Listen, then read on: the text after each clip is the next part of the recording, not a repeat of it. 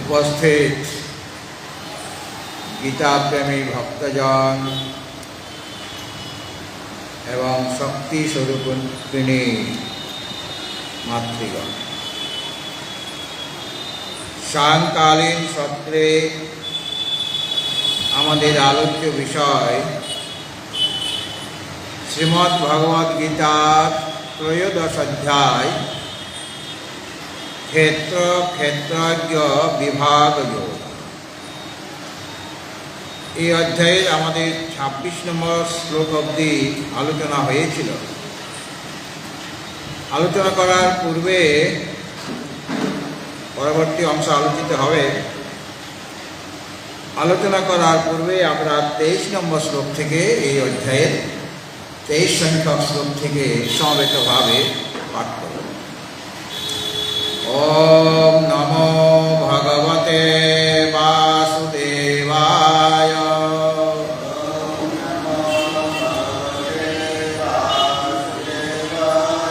অথ শ্রীমদ্ ভগবদ গীতা প্রারভ্যতে।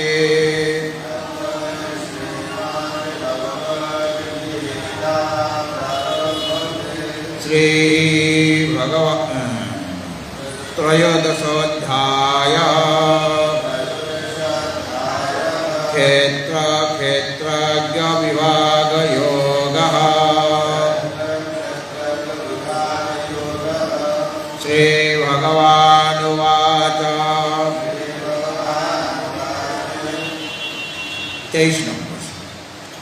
য় এবং বেত্তি পুরুষাম প্রকৃতিং চ গুণৈঃ সর্বথা বর্তমানোপি ন স ভূয়োऽভিজায়তে। ধ্যানেনাত্মনি পশ্যন্তি কেচিদাত্মানমাত্মনা अन्ये संख्येन योगेन कर्मयोगेन च परे अन्ये एवमजानन्तः श्रुत्वा नेभ्यः उपासते। तेऽपि चातितरान्त्येव मृत्युं श्रुतिपरायणाः यावत् सञ्जायते किञ्चित् सत्त्वं स्थावरजङ्गमम् क्षेत्रक्षेत्रज्ञ संयोगात् तद्विद्धि भरतर्षभ। समं सर्वेषु भूतेषु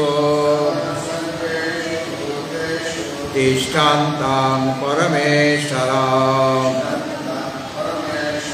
विनाशाच्च विनाशन्तः य पश्यति स पश्यति।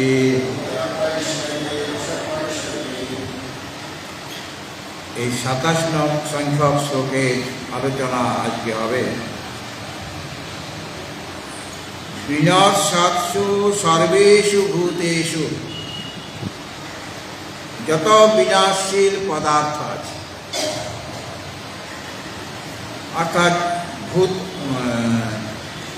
বিনাশাৎসু সর্বেষু ভূতেষু, যত বিনাশশীল ভূত মানে যা সৃষ্ট পদার্থ আছে তাদের মধ্যে সমং তিষ্ঠন্তম, যিনি সমভাবে অবস্থিত হয়ে আছেন সমস্ত বিনাশশীল পদার্থে।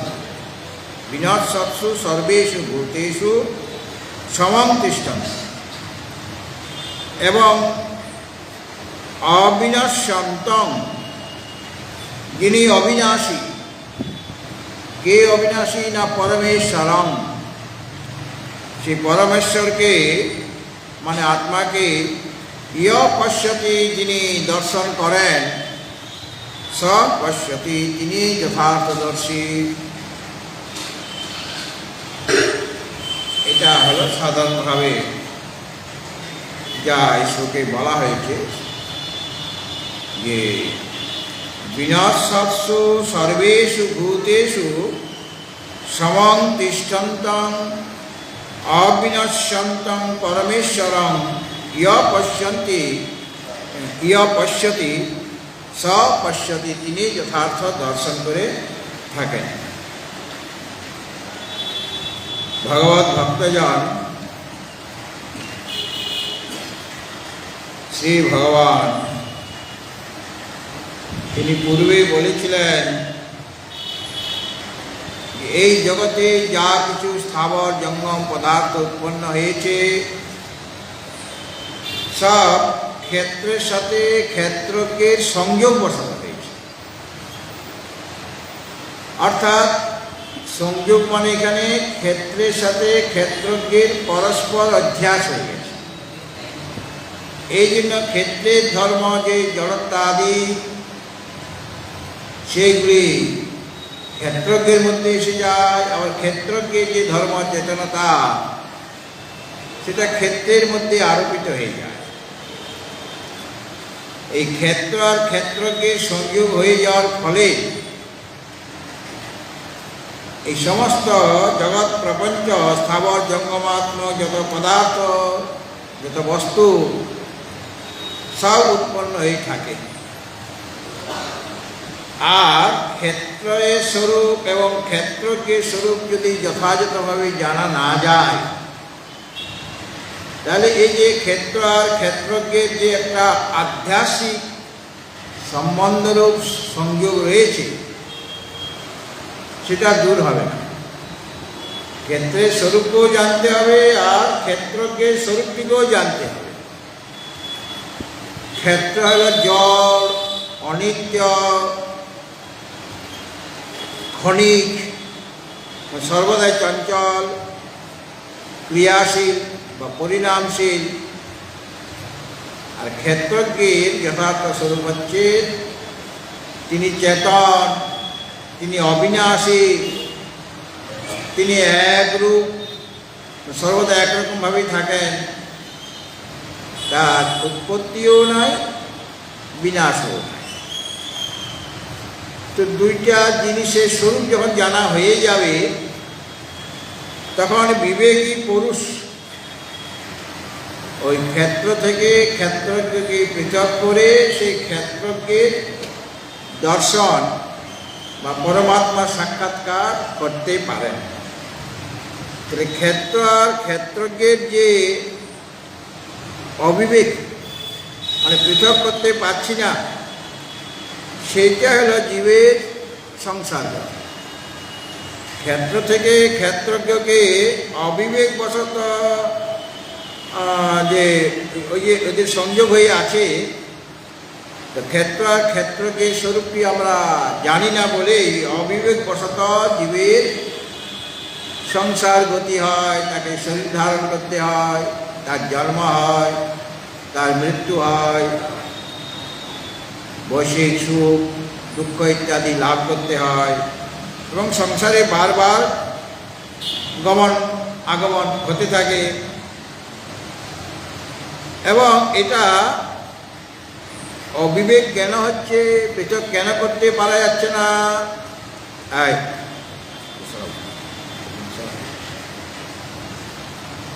অবিদ্যা বশত এই অবিবেকটা হচ্ছে, অর্থাৎ দুটার স্বরূপকে আমরা বুঝতে পারছি না বা তাদের পৃথক করতে পারছি না। সুতরাং অবিবেক বশতই এদের বিবেক করার ক্ষমতা জীবের আসছে না। অবিবেকের মূলে আছে অবিদ্যা। যতদিন এই অবিদ্যা রয়েছে ততদিন জীবের সংসারও আছে, জীবও আছে আর জীবের সংসারও আছে। আজ যখন এই অবিদ্যার যে নিবর্তক, অবিদ্যাকে কে দূর করতে পারে না বিদ্যায় দূর করতে পারে? জ্ঞানের দ্বারাই অবিদ্যা দূর হয়। অবিদ্যার নিবর্তক মানে অবিদ্যাকে নাশ করার জন্য কি চায় না তত্ত্বজ্ঞান চায়, আত্মজ্ঞান চায়। আত্মজ্ঞানের দ্বারাই অবিদ্যার বিনাশ হবে।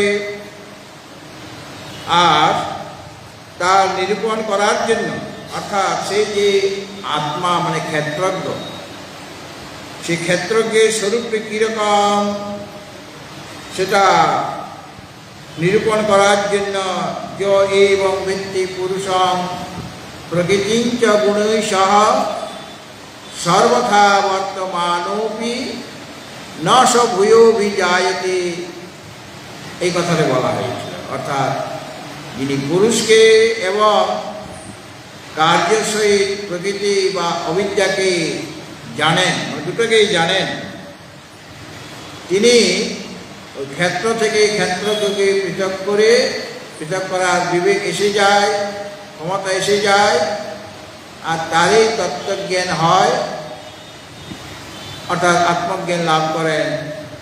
এই আত্মজ্ঞানের দ্বারাই মানে জ্ঞানের দ্বারাই অজ্ঞান দূর হবে। অজ্ঞানকে দূর করার অন্য কোনো উপায় নেই। বেদাহম এতম পুরুষং মহান্তম আদিত্য বর্ণং তমসা পরস্তাৎ তমেব বিদিত্বা অতিমৃত্যুমেতি নান্য পন্থা বিদ্যতে অয়নায়। অর্থাৎ অবিদ্যা ছাড়া, এই বিদ্যা ছাড়া এই অবিদ্যাকে দূর করা যাবে না।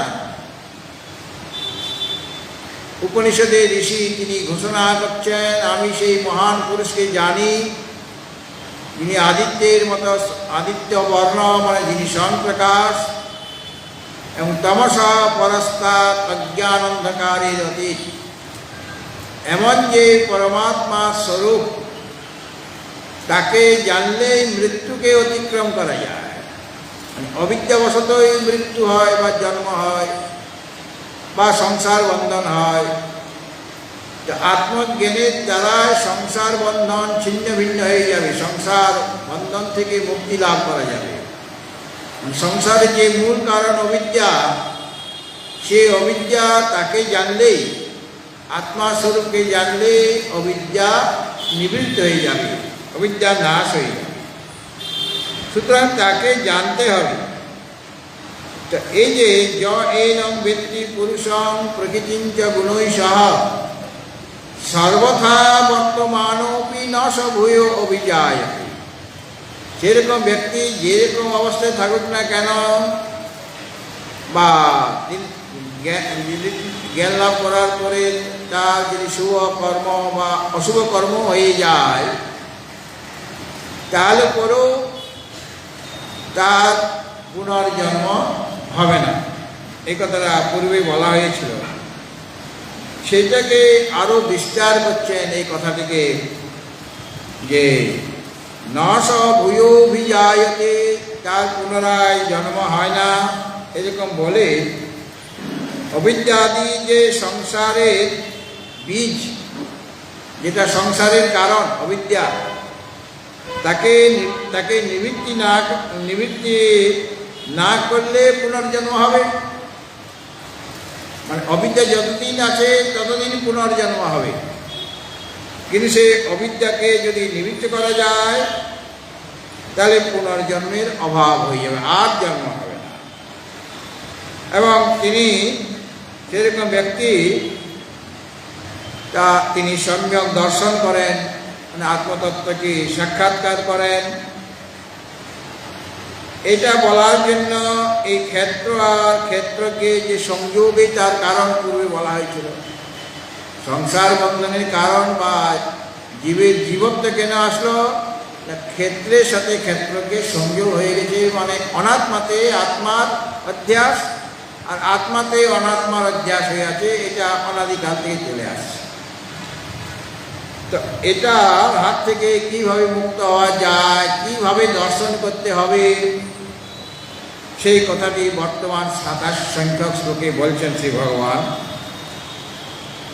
সমং সর্বেষু ভূতেষু তিষ্ঠন্তাং পরমেশ্বরং বিনাশাৎ বিনাশ্যন্তং ইয়া পশ্যতি স পশ্যতি। এমনি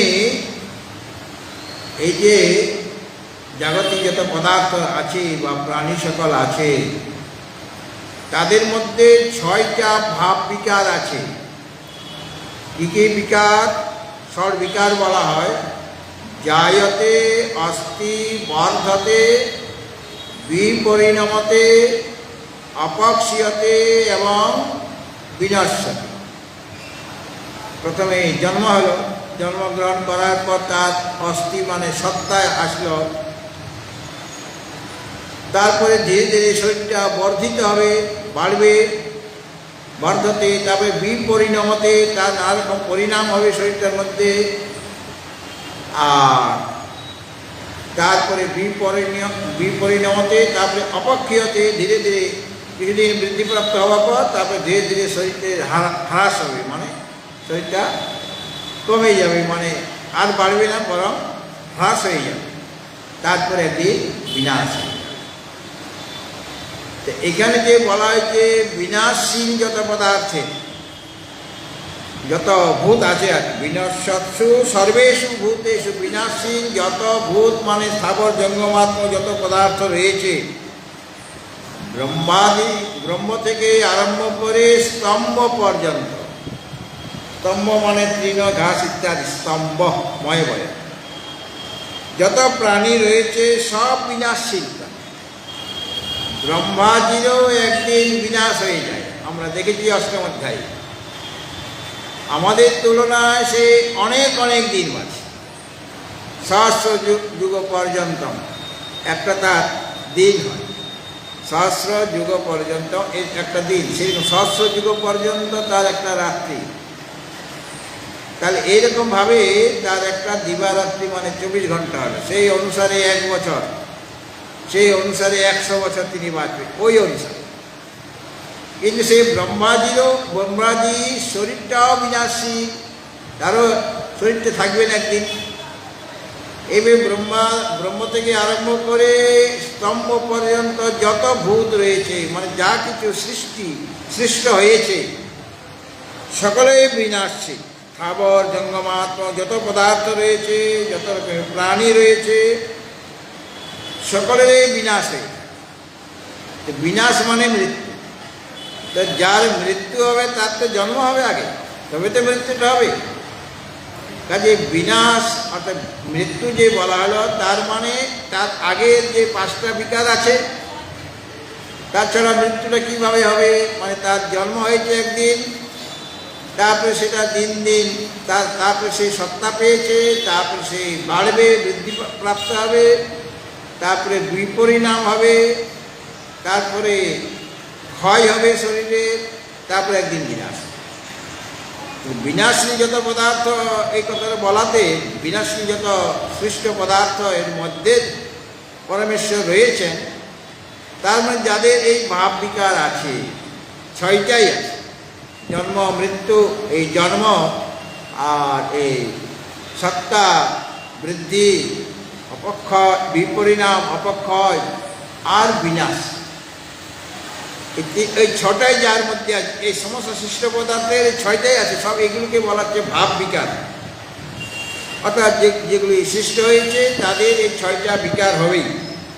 কিন্তু এই যে বিনাশশীল যত স্থাবর জঙ্গমাত্মক প্রাণী রয়েছে, কিছু স্থাবর কিছু জঙ্গম মানে চরাচরাত্মক যে জগৎ, তাদের অনেক প্রকারের পরিণাম হচ্ছে এই জন্ম ইত্যাদি মৃত্যু পর্যন্ত। এবং এদের মধ্যে এই শরীর যত রয়েছে সব শরীর একরকম নয়, সম নয়, একরকম নয়। কারো দেব শরীর, কারো মনুষ্য শরীর, কারো পশুপক্ষী শরীর বা তির্যক শরীর, কত রকমের শরীর। আবার দেবতাদের অনেক দেবতা রয়েছে, তাদের শরীরগুলি আলাদা আলাদা। তাদের মধ্যে উৎকৃষ্ট নিকৃষ্ট আছে, মানে সম নয়, বিষম। মনুষ্য শরীর, একজন মনুষ্যের শরীর থেকে আরেকজন মনুষ্যের শরীর আলাদা। কোনো শরীর সুস্থ, কোনো শরীর অসুস্থ, কোনো শরীর সুখী, কোনো শরীর দুঃখী, কেউ পণ্ডিত, কেউ মূর্খ। প্রাণীগণের মধ্যে সমতা নাই, বিষমতা আছে। কেউ একরকম নয়, মানে সমতা তাদের মধ্যে নেই, মানে বিষম। কেউ গৌণ, কেউ প্রধান, কেউ গৌণ মানে নিকৃষ্ট, প্রধান মানে উৎকৃষ্ট। কেউ ভালো শরীর পেয়েছে, কেউ অসুস্থ শরীর পেয়েছে। কেউ বা 50 বছর তার আয়ু, কারো বা 100 বছর পার করে দিচ্ছেন, এরকম আছে তো। শরীরগুলোর মধ্যে পরস্পর ভেদ আছে, শরীরগুলো সব একরকম নয়, মানে শরীরগুলি সব হচ্ছে বিষম, মানে তাদের মধ্যে সমানতা নেই। মানব শরীর ঠিকই, সব মানবের শরীর দেখতে একরকম, মানে মনুষ্য শরীরের আকার যেমন সেরকম আকার, তথাপি শরীরে একটা শরীর থেকে আর অন্যান্য শরীরের ভেদ আছে কি না? কেউ ফর্সা, কেউ কালো, কেউ লম্বা, কেউ বেটে, এগুলো ভেদ আছে। আর মান অপমান শরীরে পাচ্ছে, সেখানেও ভেদ আছে। কাজে এই যে বিষম যত প্রাণী রয়েছে, বিনাশশীল পদার্থ যত আছে, মানে পদার্থ মানে যার উৎপত্তি হয়েছে, ভূত শব্দের অর্থ ভবনশীল, অর্থাৎ যা কিছু উৎপত্তি হয়েছে, এবং এইগুলি সব বিষম পদার্থ। স্থাবর জঙ্গমাত্মক যত পদার্থ রয়েছে, একটা পর্বত থেকে আরেকটা পর্বত ভিন্ন, একটা নদী থেকে আরেকটা নদী ভিন্ন, এইভাবে বিষমতা আছে কিনা? তো এই যে বিনাশশীল যত সৃষ্ট পদার্থ এবং যাদের মধ্যে বিষমতা আছে, সমতা কারোর মধ্যে নেই, এবং যারা সর্বদাই পরিণামশীল, সবসময় তাদের পরিণাম হচ্ছে, এই শরীরের মধ্যে পরিণাম হচ্ছে, সবসময় একই রকম থাকছে না। কত রকমের কোষ আছে, কত কোষ মারা যাচ্ছে, আবার নতুন কোষ সেখানে জন্ম নিচ্ছে। এইভাবে শরীরটা ক্ষণে ক্ষণে পরিবর্তিত হয়ে যাচ্ছে, অর্থাৎ এই শরীরগুলি সব পরিণামশীল, সব সময় একরকম হয়ে থাকে না, এবং এগুলি অত্যন্ত চঞ্চল, মানে ক্রিয়াশীল, স্থির নয়। আমরা কেউ স্থির নেই, আমরা সব অস্থির। এই যে যত গ্রহ নক্ষত্র আছে, কেউ স্থির নয়, সবাই ভ্রমণ করছে, সকলের এই গতি আছে। পৃথিবীরও গতি আছে, তারও ক্রিয়া আছে। সূর্য ভগবান সেও ভ্রমণ করছে, আর তারও ক্রিয়া আছে, সমস্ত জগৎকে সে আলোকিত করছে, এটা একটা বিরাট তার কাজ। সুতরাং যত বস্তু রয়েছে স্থাবর জঙ্গমাত্মক সব চঞ্চল, মানে কেউ স্থির নয়। কিন্তু এমন যে বিনাশশীল স্থাবর জঙ্গমাত্মক পদার্থ বা প্রাণী, তার মধ্যে একজন অবিনাশী তত্ত্ব অনুসৃত হয়ে রয়েছে। যত বিষম শরীর আছে, সেই বিষম শরীরে একজন সম আত্মা রয়েছেন, যিনি সর্বদা একরকমভাবে থাকেন এবং সকলের মধ্যে সমানভাবে তিনি অনুসৃত হয়ে আছেন। আবার এই যে সৃষ্ট পদার্থগুলি সব জড়, অচেতন, সেই অচেতন বস্তুর মধ্যে একটা চেতন তত্ত্ব অনুপ্রবিষ্ট হয়ে আছে, ব্যক্ত হয়ে আছে, অর্থাৎ তাদের অনুপরমাণুতে, অচেতনের অনুপরমাণুতে চেতন তত্ত্ব রয়েছে। এইভাবে ওটা স্থির ছিল, অস্থির ছিল এই জগৎ বা সৃষ্ট পদার্থ, কিন্তু যিনি ওই সমস্ত ভূত সকলের মধ্যে, সৃষ্ট পদার্থের মধ্যে যিনি ব্যক্ত হয়ে আছেন, তিনি কিন্তু স্থির। আর জগৎ হলো অস্থির, একরকমভাবে থাকছে না। পূর্বে যারা প্রাচীন ব্যক্তি, পূর্বে আগরতলা শহরটাকে কেমন দেখেছিলেন, আর আজকে 50-60 বছর পরে এই শহরটাকে কীরকম দেখছেন, অনেক পরিবর্তন হয়ে গেছে কিনা? যদি 50 বছর পূর্বে আপনি ছিলেন এখানে, তারপরে বাইরে চলে গিয়েছেন, 50 বছর পর এলে আপনি রাস্তাঘাট বুঝতে পারছেন না। এখানে ব্রিজ তো আপনি দেখেনই না, এখানে একটা ওভারব্রিজ তৈরি হয়ে গেছে। হ্যাঁ, আর এখানে এরকম মন্দির তো ছিল না, ওখানে একটা ছোটোখাটো মন্দির ছিল রাধা মদন মোহন, এখন তো বিরাট মন্দির হয়ে গেছে, কত পরিবর্তন হয়ে গেছে।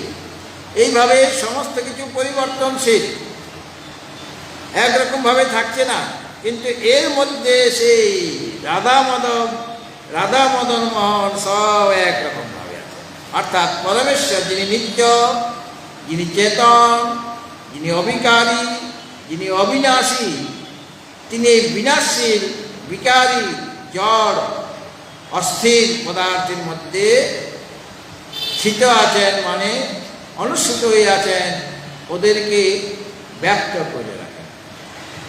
আর ময়া ততমিদং সর্বম জগৎ অব্যক্ত মূর্তিনা, ভগবান গীতার মধ্যে বলেছেন, আমি আমার অব্যক্ত স্বরূপের দ্বারা, যেটা ইন্দ্রিয়ের গোচর নয়, অব্যক্ত মূর্তি না, মানে আমি আমার অব্যক্ত স্বরূপের দ্বারা এই সমস্ত জগৎকে ব্যক্ত করে রেখেছি। ময়া ততম, আমার দ্বারা এই জগৎ ব্যক্ত। ময়া ততম ইদং সর্ব, নামাভিন্ন যা কিছু পদার্থ দেখা যাচ্ছে এই সংসারে, সমস্ত কিছু আমার দ্বারা ব্যক্ত হয়ে আছে। অর্থাৎ আমার দ্বারা আমি তাদের মধ্যে অনুসৃত হয়ে আছি, তাদের কোনায় কোনায় আমি রয়েছি। কীভাবে না, অব্যক্ত মূর্তি না, অব্যক্ত স্বরূপের দ্বারা যত বিনাশী পদার্থ তার মধ্যে আমি স্থিত হয়ে আছি। আমার সত্তার দ্বারাই তারা সত্তাবান। এই জগৎ আমার প্রকাশের দ্বারাই এই জগৎ প্রকাশিত হচ্ছে।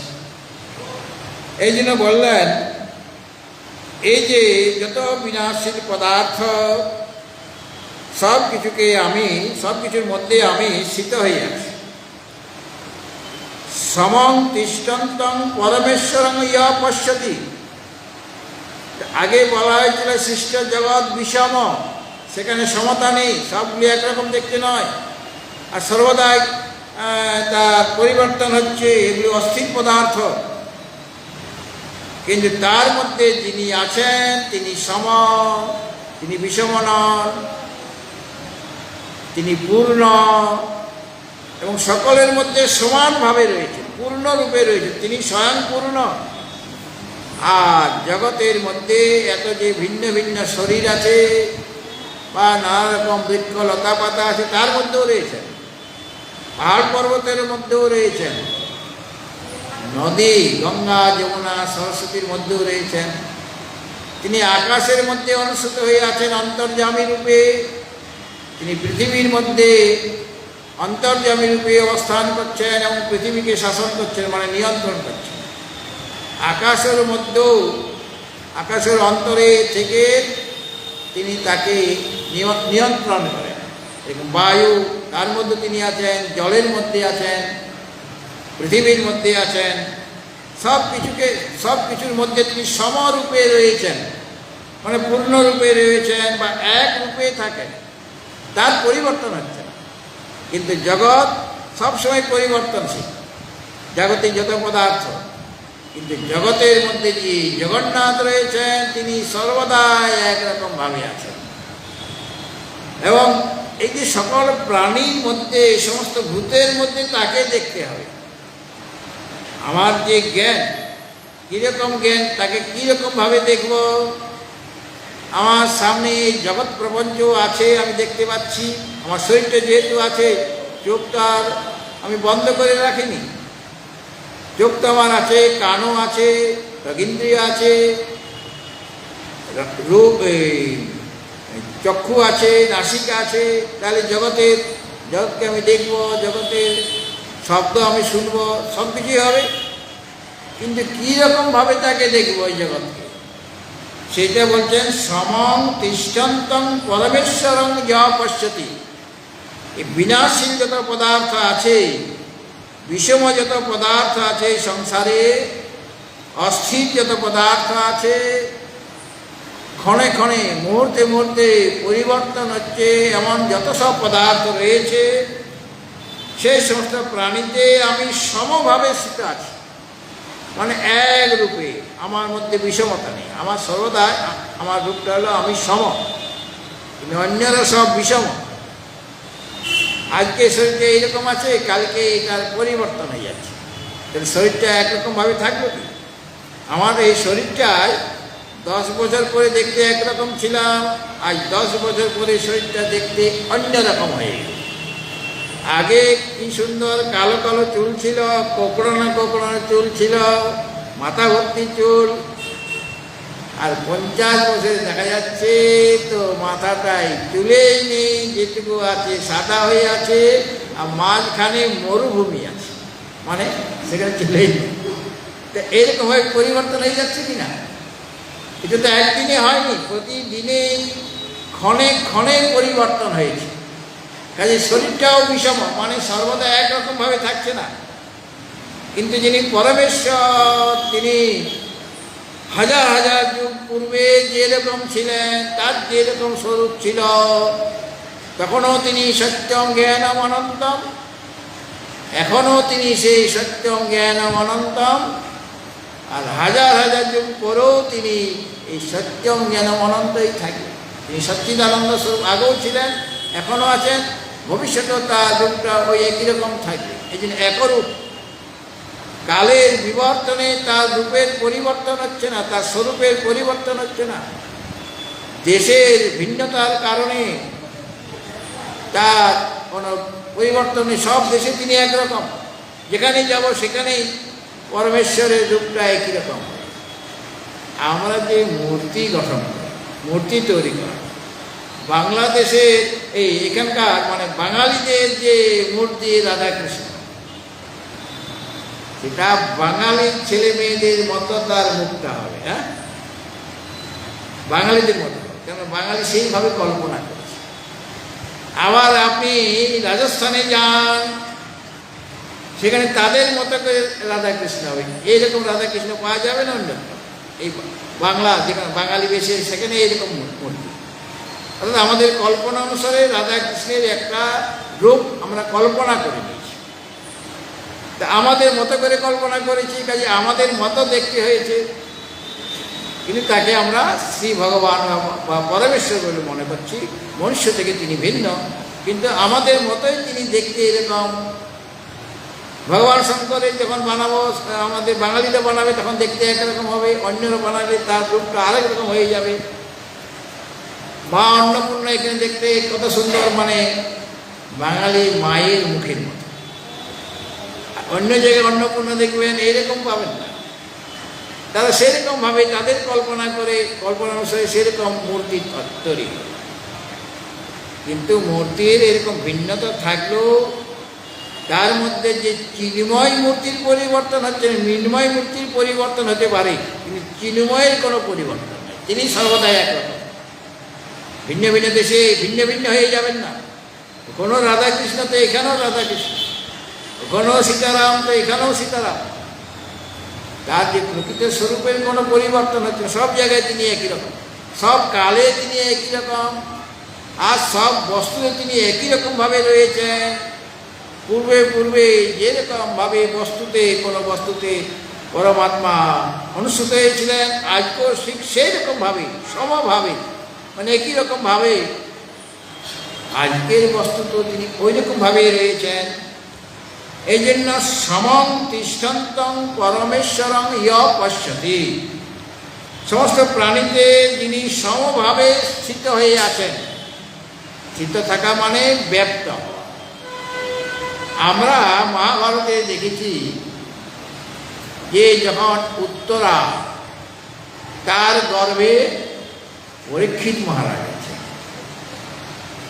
আর কে ব্রহ্মাস্ত্র ত্যাগ করেছিলেন ওকে মারার জন্য পরীক্ষিতকে? অশ্বত্থামা। তো ব্রহ্মাস্ত্র নিক্ষেপ করেছে, মানে ওই পাণ্ডব বংশটাই নষ্ট করে দেবে। পরীক্ষিত মহারাজ আছেন, আর তো পঞ্চ পাণ্ডব আছেন, তারা তো মহাপ্রস্থানের পথে চলে গেছে, পরীক্ষিত মহারাজকে রাজা করে যাবে না। তো পরীক্ষিত মহারাজ তখন মাতৃগর্ভে রয়েছেন আর ব্রহ্মাস্ত্র নিক্ষেপ করেছেন। এখন উত্তরা সে আকুল হয়ে ভগবানকে প্রার্থনা করছেন যে আমি মরে যাই কোনো ব্যাপার নয়, কিন্তু আমার গর্ভে যে সন্তান আছে তার যেন কিছু না হয়, তার যেন মৃত্যু না হয়ে যায়, তার যেন কোনো ক্ষতি না হয়। এইভাবে আকুলভাবে যখন প্রার্থনা করলেন, দ্রৌপদীও তো ডেকেছিলেন, ওই কৌরব সবাই দ্রৌপদী ডেকেছিলেন ভগবান শ্রীকৃষ্ণকে, কিন্তু এক হাতে শাড়িটাকে তিনি বাঁচাবার চেষ্টা করছেন, বস্ত্র হরণ করছেন দুঃশাসন, দুহাত তুলতে পারছেন না। দুহাত তুলে তিনি ভগবানকে ডাকেননি। যখন দুহাত তুলে ডাকলেন তখন ভগবান শ্রীকৃষ্ণের আবির্ভাব হয়ে গেল। যখন সম্পূর্ণ তিনি শরণাগত হলেন তখন ভগবান শ্রীকৃষ্ণ তিনি অন্য রূপে আসলেন, বস্ত্ররূপে তার আবির্ভাব হয়ে গেল, তিনি বস্ত্র অবতার গ্রহণ করলেন। অর্থাৎ দুঃশাসন যতই সেই বস্ত্র, দ্রৌপদী বস্ত্র হরণ করছে, ভগবান যেমন অনন্ত অসীম, বস্ত্র অনন্ত অসীম হয়ে গেল। বস্ত্র টেনে টেনে আর কুল পাচ্ছেন না, পাহাড় সম সেই বস্ত্র ঢের হয়ে গেল। দুঃশাসন ক্লান্ত হয়ে বসে পড়লেন, কেননা স্বয়ং ভগবান কৃষ্ণ অবতার গ্রহণ করে, এই বস্ত্র অবতার গ্রহণ করেছেন। সেই বস্ত্র আর কোনোদিন সমাপ্ত হবে না, টেনে ওটাকে শেষ করা যাবে না। ঠিক সেরকমভাবে উত্তরা আকুল হয়ে ব্যাকুল হয়ে প্রার্থনা করছেন যে আমার গর্ভস্থ সন্তান যেন ঠিক থাকে, তার যেন কোনো ক্ষতি না হয়। তখন ভগবান শ্রীকৃষ্ণ উত্তরার গর্ভে প্রবেশ করলেন, এরকম লেখা আছে, উত্তরার গর্ভে প্রবেশ করলেন। প্রবেশ করে চারদিক থেকে সেই গর্ভস্থ সন্তানকে বেষ্টন করে রাখলেন। ভগবানকে তো সেই ব্রহ্মাস্ত্র স্পর্শ করতে পারবে না। তাহলে এই যে প্রবেশ করলো, কিভাবে প্রবেশ করল? ভগবান প্রবেশ করলেন কেমনভাবে গর্ভে? তাকে আলাদাভাবে প্রবেশ করতে হয়নি, তিনি পূর্ব থেকেই তার শরীরের অণু পরমাণুতে আছেন। তো তিনি সমভাবে বিদ্যমান থাকেন সমস্ত প্রাণীর মধ্যে, সমস্ত শরীরে, এবং অণু পরমাণুতে তিনি অনুসূত হয়ে আছেন। ভগবান শ্রীকৃষ্ণকে আলাদাভাবে গর্ভে প্রবেশ করতে হয়নি, সেখানে আগের থেকেই গর্ভে, সকলের মধ্যে তিনি প্রবিষ্ট হয়ে আছেন। হৃদয়ে আছেন, নখের মধ্যে আছেন, চুলের মধ্যে আছেন, সমস্ত অঙ্গ প্রত্যঙ্গের মধ্যে রয়েছেন তিনি পূর্ব থেকে, কিন্তু অব্যক্ত। আর যখন উত্তরা আকুলতা নেই, ব্যাকুলতা নেই, তাকে আহ্বান করেছেন, তখন অব্যক্ত রূপে যে শ্রী ভগবান পূর্ব থেকেই গর্ভে ছিলেন, তিনি ব্যক্ত হয়ে গেলেন সেখানে ভিতরে। আর ব্যক্ত হয়ে গর্ভস্থ সন্তানকে বেষ্টন করে রাখলেন। আর ওখানে যে ছিলেন, যে গর্ভস্থ সন্তান, তিনি নারায়ণের রূপে এসেছেন। তো ভগবান, যে ভগবান বিষ্ণুর মূর্তি দেখতে পাচ্ছেন, গর্ভ থাকাকালীন। কতখানি পরীক্ষিত মহারাজ ভাগ্যবান, তিনি গর্ভে থাকাকালীন ভগবানের দর্শন করলেন এবং তিনি রক্ষিত হয়ে গেলেন। ব্রহ্মাস্ত্র তাকে স্পর্শ করতে পারল না।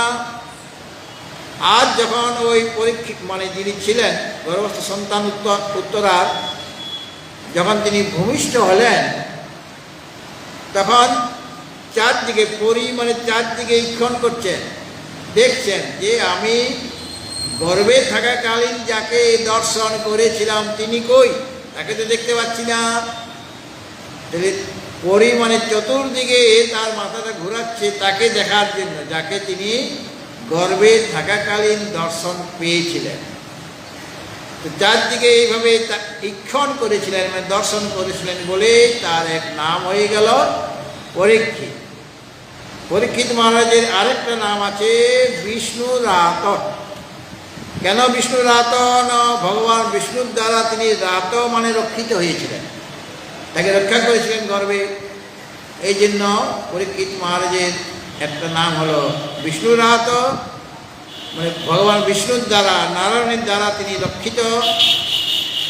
আর যেহেতু জন্মাবার পরে তিনি চারদিকে মাথা ঘুরিয়ে দর্শন করতে চাইছিলেন যে যাকে আমি গর্বে দেখেছিলাম তাকে কেন দেখতে পাচ্ছি না, এই জন্য তার নাম হয়ে গেল পরীক্ষিত মহারাজ। তো এইভাবে দেখুন, গর্বে তাকে আলাদাভাবে প্রবেশ করতে হয়নি, তিনি আগের থেকেই সেখানে স্থিত হয়ে আছেন। সেরকম সকলের শরীরে তিনি স্থিত হয়ে আছেন। শরীরটা বিষম, শরীরটা জড়, শরীরটা বিনাশী, অথচ এই বিনাশীর মধ্যে একজন অবিনাশী তত্ত্ব রয়েছে। অচেতনের মধ্যে একজন চেতন তত্ত্ব রয়েছেন। বিষম পদার্থের মধ্যে একটি সমতত্ত্ব রয়েছে। ক্রিয়াশীল পদার্থের মধ্যে একটি নিষ্ক্রিয় তত্ত্ব অনুসৃত হয়ে আছে। তিনি হলেন সেই আত্মা, তিনি পরমেশ্বর, তিনি পরমাত্মা। তাকে এখানে পরমেশ্বর বলা হয়েছে। তিনি শ্রেষ্ঠ, পরম মানে শ্রেষ্ঠ, আর সকলের ঈশ্বর, সকলকে শাসন করছেন, অনুশাসন করছেন, এই জন্য পরমেশ্বর। সুতরাং যিনি সকলের মধ্যে ব্যপ্ত হয়ে রয়েছেন, অব্যক্ত রূপে সকলের মধ্যে অনুষ্ঠিত হয়ে আছেন, কিন্তু তাকে আমরা দেখতে পাচ্ছি। দুধের মধ্যে মাখন রয়েছে, মাখনটা দেখা যাচ্ছে না। মাখনটা কোথায় রয়েছে, দুধের কোন অংশে রয়েছে, উপরের অংশে রয়েছে নাকি নিচের অংশে, নাকি মাঝখানের দুধের মধ্যে মাখনটা আছে? মাখনের সর্বত্র, দুধের সর্বত্র মাখনটা অনুষ্ঠিত হয়ে আছে। আর যখন প্রক্রিয়া করা হবে, দুধ থেকে মাখন বার করবার যে প্রক্রিয়া আছে আমাদের, দুধটা দইটা মন্থন করো, তবে কি মাখন উঠে আসে। বলে মাখনটা দুধের সর্বত্র ছিল কিনা, সেরকম ভাবে শ্রী ভগবান, যার নাম পরমেশ্বর, পরমাত্মা, পরব্রহ্ম, যিনি সমচেতন, তিনি সকলকে অধিষ্ঠান রূপে ভর্তা, তিনি আগে বলেন, তিনি পালন করছেন। তিনি তাদের মধ্যে অনুষ্ঠিত হয়ে আছেন, মানে তাদের পালন করছেন। তাদের তিনি একমাত্র আশ্রয়, একমাত্র অধিষ্ঠান তিনি। আমরা কোনোদিনই অনাথ নই। আমাদের একজন নাথ, একজন স্বামী, একজন প্রভু সব সময় আমার রয়েছে, আমাদের সকলের রয়েছে। কেন? তিনি এই ভর্তা, তাকে ভর্তা বলা হয়েছে। তিনি ভরণ করছেন কিভাবে? অধিষ্ঠান রূপে থেকে তিনি আমার মধ্যে থেকে তার সত্তার দ্বারা আমাকে সত্তাবান করছেন, তার প্রকাশের দ্বারা আমাকে প্রকাশিত করছেন। তিনি আছেন বলে শরীরটা ধীরে ধীরে বাড়ছে।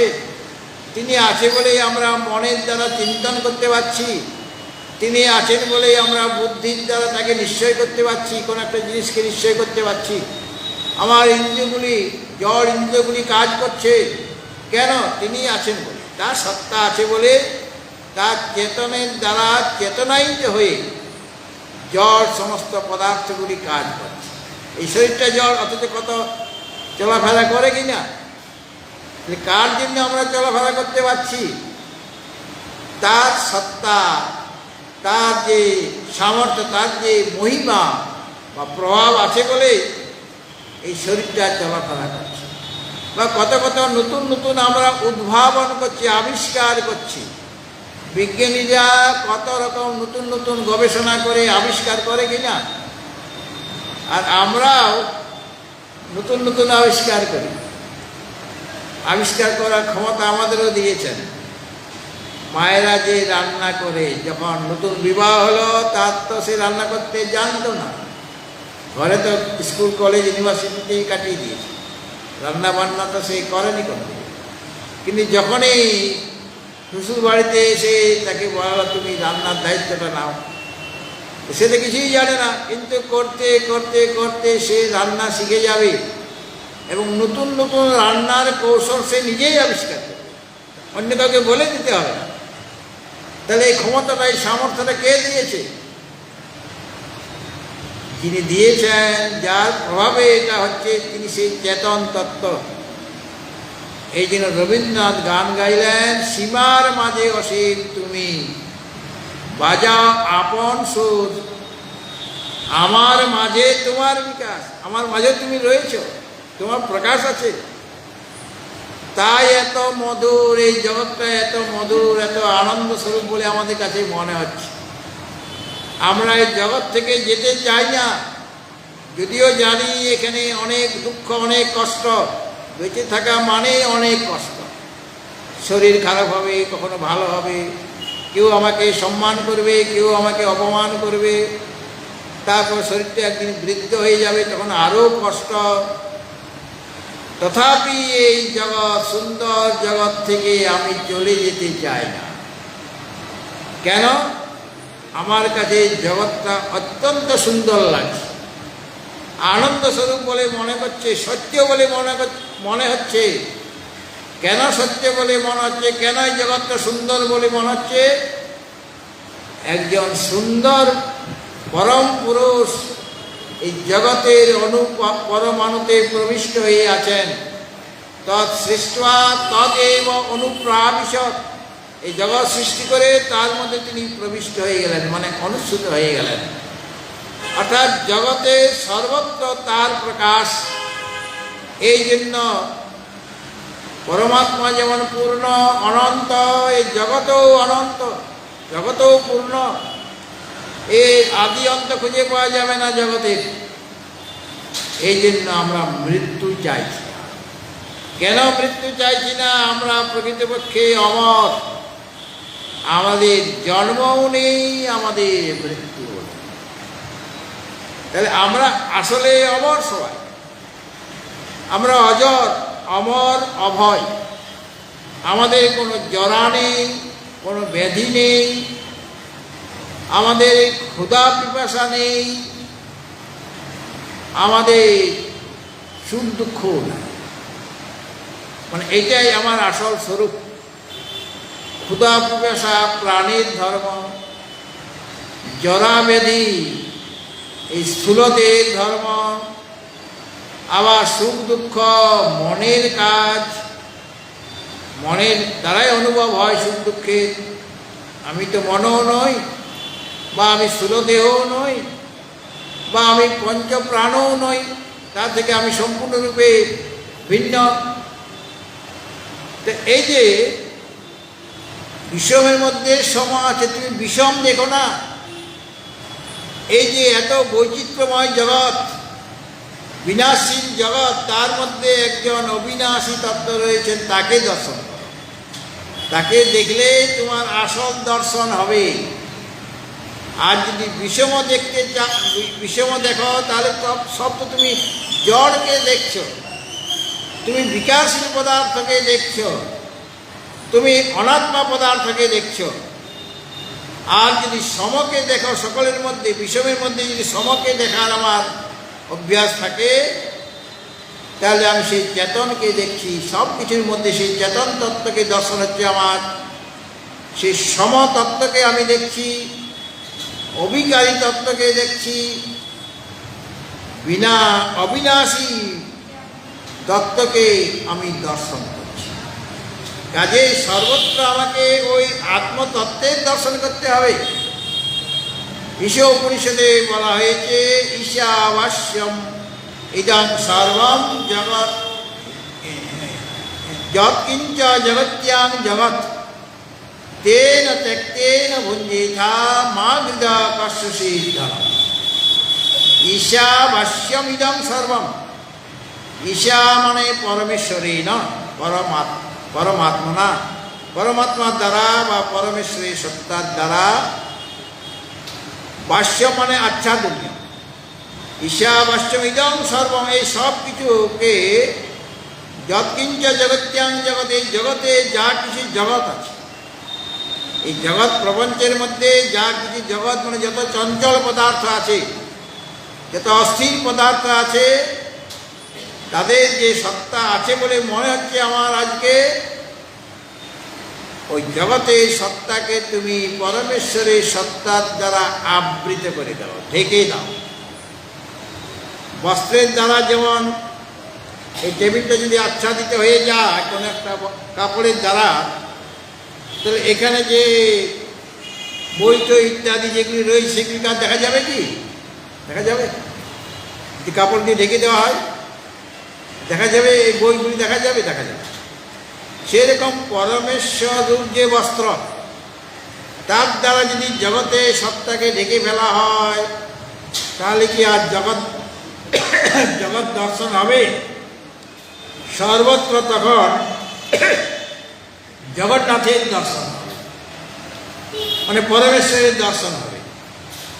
সুতরাং এই বিষম পদার্থের মধ্যে সমকে দেখো, অচেতনের মধ্যে যিনি অনুসূত হয়ে আছেন অচেতনে, সেখানে তুমি সেই চেতন সত্তাকে দেখো। আর যার সত্তাতে আমরা সত্তাবান সেই পরম সত্তাকে দর্শন করো, তোমার নিজের সত্তা নয়। অর্থাৎ জীব সত্তাকে তুমি সেই পরম সত্তাতে মিলিয়ে দাও। পরমেশ্বরের সত্তার দ্বারা জগতের সমস্ত কিছু চঞ্চল পদার্থকে যদি আবৃত্তি করে দেওয়া হয় তখন কেবল আত্মসত্তাই থাকবে, জগতের সত্তা থাকবে না। মানে সর্বদা সর্বকালে সর্বত্র তুমি আত্মদৃষ্টি করো, আত্মদর্শন যেন হয়, সব কিছুর মধ্যেই আত্মদর্শন, কেউ তোমার থেকে ভিন্ন নয়। সুতরাং এইভাবে ওই সসীমের মধ্যে তুমি অসীমের দর্শন করো, বিনাশীল পদার্থের মধ্যে অবিনাশী তত্ত্বকে তুমি দেখো। এইভাবে পশ্যতি যিনি দর্শন করেন, এখানে কেবল বিনাশশীল পদার্থ বলা হয়েছে। বিনাশ বলাতে আগের যে 5টা বিকার, মানে যার জন্ম হয়েছে তার মধ্যে তুমি দেখো তাকে, যার অস্তিত্ব আছে তার মধ্যে, যার সত্তা তার মধ্যে তুমি দেখো, মানে 6টা বিকারকে ধরে নিতে হবে। কারণ জন্ম না হলে তো বিনাশ হবে না, জন্ম হলে তবে তো মৃত্যু, জাতস্যই ধ্রুব মৃত্যু, জন্ম হলে তবে তো মৃত্যু হবে, মানে বিনাশ হবে। তাহলে জন্মশীল যত পদার্থ, মানে সৃষ্ট যত পদার্থ, যাদের একটা ব্যবহারিক সত্তা আছে, সেই ব্যবহারিক সত্তার মধ্যে পরম সত্তা রয়েছে, এটা তুমি দেখো। আর এই যে বৃদ্ধিপ্রাপ্ত যে শরীর, তার মধ্যে তুমি দেখো, মানে শিশু শরীরেও তিনি আছেন, আর যৌবন শরীরেও তিনি আছেন, আর প্রৌঢ় শরীরেও তিনি আছেন, আর বৃদ্ধ শরীরেও তিনি একই রকমভাবে আছেন। শরীরটা বারবার পাল্টে যাচ্ছে সময়ের পরিবর্তনে, কিন্তু আরেকজন অপরিবর্তনীয় তত্ত্ব একরকমভাবে সব শরীরের ভিতর। এই জন্য উপনিষদে বলা হয়েছে যে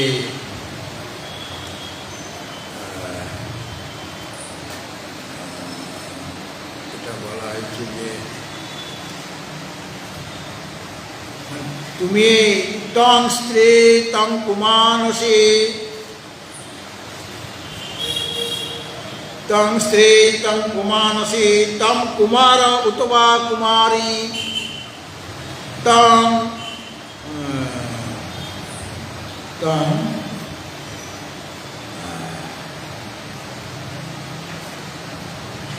তং জীর্ণ দণ্ডেন বঞ্চসি, তং জাতো অসি বিশ্বতো মুখ। আই তুমি সরো, এই ওঠো, সরো সরো, যাও যাও। উপনিষদে বলা যে তং স্ত্রী, তুমি এই স্ত্রী, যত স্ত্রী শরীর আছে, নারী শরীর আছে, সব তুমি, সব নারী শরীরে তুমি অনুসূত হয়ে আছো। সেই নারী শরীরকে ব্যক্ত করে রেখেছে তং স্ত্রী। তং কুমানসি, তুমি এই পুরুষ, মানে যত পুরুষ শরীর আছে তার মধ্যেও তুমি অনুসূত। তং কুমারী, তুমি এই যত কুমার, মানে তরুণ যত রয়েছে তার মধ্যে তুমি ব্যক্ত হয়ে রয়েছ। তং কুমার উতবা কুমারী, কুমারীও তুমি, মানে তোমার কুমারীর মধ্যে তুমি আছো। তং জীর্ণ দণ্ডে না বঞ্চসি, যখন তুমি জীর্ণ হয়ে গেলে, যখন জীর্ণ মানে বৃদ্ধ হয়ে যায়, শরীরটা জীর্ণ হয়ে গিয়েছে, যে তুমি ওই বৃদ্ধ শরীর নিয়ে দণ্ডে না বঞ্চসি, হাতে একটা লাঠি নিয়ে, বঞ্চসি মানে গচ্ছসি, তুমি গমন করছ, হাতে লাঠি ভর করে গমন করছ। এই যে বৃদ্ধ যারা হাতে লাঠি নিয়ে যায়, ওই তুমি হাতে লাঠি নিয়ে, বৃদ্ধ হয়ে লাঠি নিয়ে তুমি এই গমনাগমন করছো, মানে তুমি বৃদ্ধ হয়েছে, বৃদ্ধ শরীরে তুমি আছো। আর তং জাতসি বিশ্বত মুখ, আর তুমি যত উৎপন্ন পদার্থ সব কিছুর মধ্যে তুমি অনুসূত হয়ে আছো। তুমি ছাড়া এই জগতে আর কিছুই নেই। এইভাবে যিনি পশ্যতি, যিনি এইভাবে দর্শন করেন, সব পশ্যতে তিনি যথার্থ দর্শন। বিষয়ের মধ্যে সমকে যিনি দর্শন করেন, অচেতনের মধ্যে চেতনকে দেখেন, ক্রিয়াশীল পদার্থের মধ্যে নিষ্ক্রিয়কে দেখেন, দুঃখী ব্যক্তির মধ্যে আনন্দস্বরূপ সেই পরমেশ্বরকে যিনি দর্শন করেন, তার এই দর্শনটা যথার্থ দর্শন। এইভাবে যিনি পশ্যতি সব পশ্যতি, অর্থাৎ তিনি যথার্থ দর্শন করছেন, মানে আত্মদর্শন করছেন। আর যে এইভাবে দেখে না, অর্থাৎ বিষয়ের মধ্যে সমকে দেখে না, দেখতে পারে না, দেখার ক্ষমতা নেই, অচেতনের মধ্যে চেতনকে দেখতে পারে না, বিকারীর মধ্যে অবিকারী তত্ত্বকে দেখতে পান না, তিনি আসলে যথার্থদর্শী। আর তাদের মধ্যে ওই সাবরজঙ্গ মাত্র ভূত সকলের মধ্যে সমকে দর্শন যারা করতে পারছেন না, তারা যথাযথ দেখতে পায়।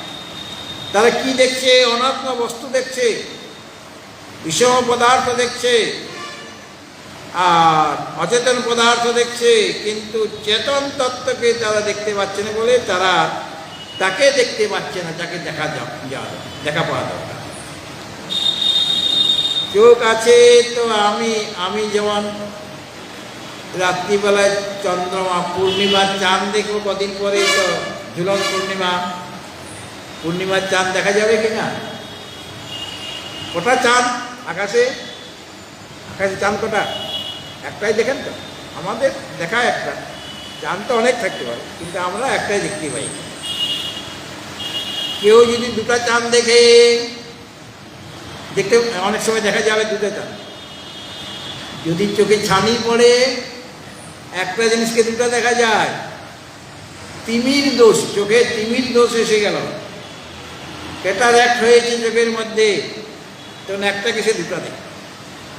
বা অনেকগুলি চাঁদ পাশাপাশি রয়েছে, এরকমও দেখতে পাই। এই যে অক্ষরগুলো অস্পষ্ট হয়ে যায় কেন? এখানে লেখা আছে ক ম ল, আর আমি দেখছি অনেকগুলি ক, অনেকগুলি ম, অনেকগুলি ল, মানে আমার ক্যাটারাক্ট হয়েছে বা তিমির দোষ হয়েছে চোখের মধ্যে। তা অনেকগুলি ক, অনেকগুলি ম, অনেকগুলি ল যদি দেখি, তাহলে কি লেখা আছে আমি কি বুঝতে পারবো? যদি একটাই দেখতাম, ক কে ক, ম কে ম, ল কে ল, মানে একটা যদি ক দেখা যেত, ম একটা, ল একটা, তাহলে কমল বলে আমি বুঝতে পারতাম। এগুলি অনেকগুলি দেখা যাচ্ছে বলে কিছুই বুঝতে পারছি না। তাহলে তারা চাঁদ দেখছে, তারাও একজন যার চোখে কোনো দোষ নেই, সে আকাশে পূর্ণিমার চাঁদ একটাই দেখছে। আর যার চোখে দোষ আছে, সে অনেক দেখছে, অনেক চাঁদ, ঝুলন পূর্ণিমাতে অনেকগুলি চাঁদ দেখতে পাচ্ছে, তার চোখের দোষ আছে। তাহলে যে অনেক দেখছে, সে আসলে চাঁদকে দেখতে পাচ্ছে কি ঠিকভাবে? চাঁদ তো একটা, যে চাঁদটাকে এক দেখছে সেই যথার্থদর্শী, চাঁদ একটা। আর যে বলছে না না চাঁদ তো অনেক, আজকে আর ঝুলন পূর্ণিমা অনেক চাঁদ উঠেছে, তার মানে সে ঠিকভাবে তার চন্দ্রের জ্ঞান হানি, অনেক চন্দ্র দেখছে। তাহলে অনেক চন্দ্র, সেও তো দেখছে অনেক চন্দ্র, কিন্তু তার দেখাটা কি ঠিক হলো? তার দেখাটা যথার্থ হয়নি, কেন? তার চোখে দোষ আছে। আর যে একটা চাঁদেই দেখছে, তার চোখে দোষ না থাকাতে সে যেমন ঠিক দর্শন করছে, একটা চাঁদ আছে, ঠিক সেরকমভাবে যারা অবিবেকী পুরুষ তারাও দেখছে, তাদের চক্ষু আছে, তারা দেখছে, তাদের জ্ঞান আছে, বুদ্ধি আছে, তারাও দেখছে, কিন্তু তারা কাকে দেখছে? জগৎ প্রপঞ্চকে দেখছে, বিষম পদার্থ দেখছে, অনেক পদার্থ দেখছে।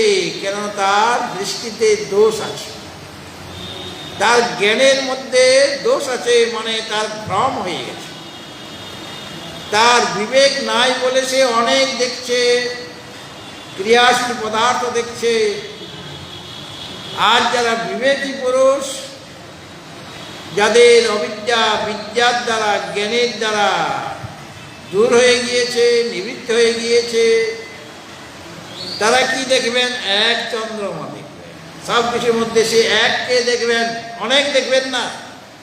একজন তো ভ্রমবশত বা অজ্ঞানবশত অনেক দেখছে, অনেক মানুষ বসে আছে এখানে, অনেক গাছপালা, পাহাড় পর্বত, দেব শরীর, মনুষ্য শরীর, পক্ষী শরীর, পশু শরীর, অনেক অনেক দেখছেন।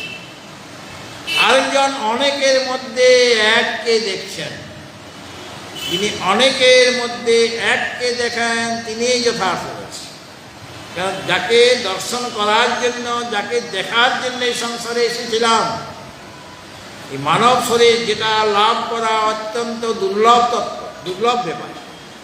এত সহজে মানব শরীর লাভ করা যায় না, অনেক পুণ্যের ফলবশত মানব শরীর আমরা পেয়েছি। আর এই মানব শরীরের আমার লক্ষ্যটা কি? আমার এম অফ লাইফ কি? আমার জীবনের লক্ষ্য কি? না, আমার মধ্যে যিনি আছেন তাকে দর্শন করো।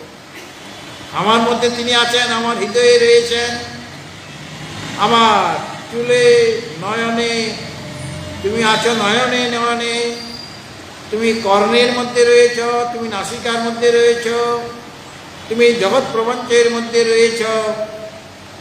সেই যে যিনি এক হয়েও সকলের মধ্যে, অনেকের মধ্যে বিরাজিত হয়ে আছেন, ব্যপ্ত হয়ে আছেন, তাকে দর্শন করবার জন্যই ভগবান আমাদের মানুষ শরীরটা দিয়েছেন। আর যদি ওটা না করি তাহলে আমরা লক্ষ্যভ্রষ্ট হয়ে অন্য কাজ করব। একজন পত্নী তার স্বামীকে বলল, বাজারে যাও, আজকে শাকসবজি কিছু নেই, তাড়াতাড়ি আসবে, আমার অতিথি এসেছে, ঘরে চাল ডালও নেই আর শাকসবজি কিছু নেই, তুমি তাড়াতাড়ি নিয়ে আসো, তুমি আসলে রান্না বান্না হবে। সে বেচারি তার পত্নীর কথা মতো ব্যাগ নিয়ে বাজারে গিয়েছে। আর বাজারে গিয়ে বন্ধু বান্ধব, অনেক প্রেমের লোক দেখতে পেয়েছে, গল্পে মেতে গেছে, আর না রকম কথাবার্তা হচ্ছে। আর কথাবার্তা বলে 1টার সময়, 8টার সময় বেরিয়েছিল, 1টার সময় ঘরে ঢুকছে খালি ব্যাগ নিয়ে। ব্যাগটা শাকসবজি নেই, চাল ডাল কিছু নেই। আর সেটা দেখে তার পত্নীর কি অবস্থা হবে? প্রভাবিত হয়ে যাবেন যে তোমাকে বলেছিলাম তাড়াতাড়ি করে শাকসবজি চাল ডাল নিয়ে আসো, আর তুমি আসলে তো 1টায়, গেছলে 8টায়, আসলে 1টায়। তো তাহলে আবার যে বলে আর যেতে হবে না, আমি সব পাড়া প্রতিবেশীদের কাছে চেয়ে চেয়ে এনে অতিথি যারা এসেছিল আমার প্রিয়জন তাদের খাইয়ে দিয়ে বিদায় করছি। তাহলে ও গেছিল বাজার করতে, ওটা তার লক্ষ্য ছিল বাজার করা, শাকসবজি আনাটা, কিন্তু সেটা ভুলে গিয়ে সে অন্য কাজে করছে, অন্য কথাবার্তাতে বা আড্ডা দিয়ে বা চপ কাটলেট সে খাচ্ছে ওখানে, কিন্তু সে চপ কাটলেট বা কথাবার্তা বলার জন্য তো যায়নি, শাকসবজি আনতে গিয়েছিল, ওটাই তার লক্ষ্য ছিল বাজারে যাওয়া। তার যেমন দুর্গতি হয়, ঠিক সেরকমভাবে এই মানব শরীর পেয়ে আমরা যেটা করার জন্য এসেছিলাম এই সংসারে, সে আত্মদর্শন, সে পরমেশ্বরকে জানার জন্য এসেছিলাম, তার দর্শনের জন্য এসেছিলাম, তাকে সাক্ষাৎকার করতে এসেছিলাম, সেই কাজটাই ভুল হয়ে গেল। আমার অনেকের দিকে দৃষ্টি চলে যাচ্ছে, অনেক বস্তুর দিকে, শব্দের দিকে, স্পর্শের দিকে, রূপ রস গন্ধের দিকে আমার লক্ষ্য চলে যাচ্ছে। এই সমস্ত পেলেই আমি সুখী হব। আর প্রিয়জন কত, তাদের পেলে আমি সুখী হব, কাছে এলে তাদের সাথে কথাবার্তা, সেই লক্ষ্য ভুলে গিয়ে তুমি কেবল অনাত্মাকে দেখছ, জড় পদার্থকে দেখছ, আর সেখান থেকে তুমি সুখ লাভ করার চেষ্টা করেছ। এইটা তুমি তোমার লক্ষ্য থেকে ভ্রষ্ট হয়ে গেল। সুতরাং আমাদের লক্ষ্য ভ্রষ্ট হলে চলবে না। আমরা সন্ন্যাসী হই, বানপ্রস্থী হই, বা গৃহস্থ বা ব্রহ্মচারী, যে আশ্রমে থাকুক না কেন, সকল মানুষের একটাই লক্ষ্য, যে নিজের স্বরূপকে জানতে হবে, তার সাক্ষাৎকার করতে হবে। অনেকের মাঝে যে একজন লুকিয়ে রয়েছেন, তাকে খুঁজে বার করতে হবে। তাকে খুঁজে পেলেই আপনার জীবন সার্থক হয়ে যাবে। সুতরাং অনেকের মাঝে যে একের নিবাস, সে এককে জানলেই সব কিছু জানা হয়ে যাবে। সে এককে লাভ করলেই সব কিছু লাভ হয়ে যাবে। আর এককে পেলেই আমাদের জীবন, মানব জীবন সফল হবে। এবং এককে পেলেই আমরা লক্ষ্যে বুঝতে হবে যে পৌঁছে গিয়েছি। কাজেই একের সন্ধান করাটাই আমাদের জীবনের প্রধান। ভাগবত ভক্তজন এখন গীতাময় আরতি হবে, তারপর